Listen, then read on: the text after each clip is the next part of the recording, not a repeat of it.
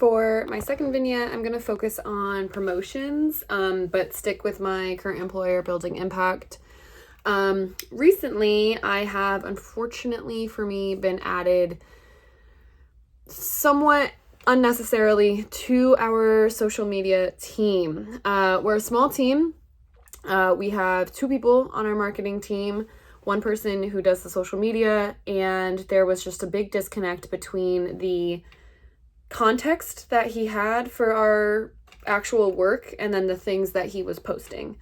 So I was assigned as the approver of the social media posts, which has resulted in a lot of back and forth and honestly like some tension as we kind of like have to navigate this disconnect because often what he writes is wrong, or the photos he chooses are wrong for the text that he wants to use, or the text frankly is just ChatGPT, and that doesn't really come across as sincere when you're talking about the issue of domestic violence. So it's been a pain point for me professionally, and it's not something that I am even really qualified to do, but I have been thinking a lot about promotions. So what I would like to do is, currently our entire social media strategy is just LinkedIn. And the marketing team loves to talk about the algorithm, which I know is so valid, but according to them, the algorithm wants 14 paragraphs, and that's what we're going to need to do to push things out on LinkedIn. I think for the audience that we're trying to reach, 14 paragraphs is not going to do anything. I know for myself on LinkedIn, I'm reading the first blurb that pops up and I'm not reading anything else. I'm rarely hitting the more button. I'm looking at the pictures. But what I would like to happen is maybe we move away from just LinkedIn and we diversify our social media strategy just a little bit. I think short form video is obviously kind of where it's at. I also think the nature of our work is very ethos driven. Nobody does volunteering or donations or philanthropy because they're horrible.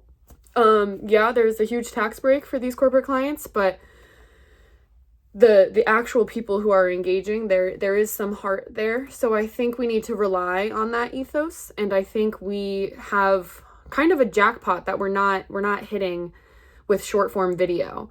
So we could very easily make videos with our nonprofit partners and talk about the impact that these engagements have.